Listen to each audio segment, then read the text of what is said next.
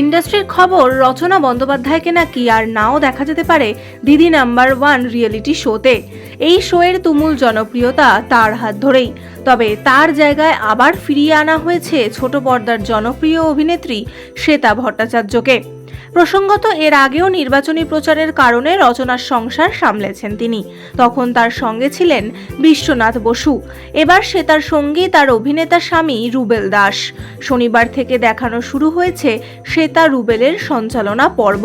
জনপ্রিয় এক সংবাদ মাধ্যমকে রুবেল বলেছেন, রচনাদি থাকবেন না এটা হতে পারে না, কারণ দিদির হাত ধরেই এই শোয়ের জনপ্রিয়তা।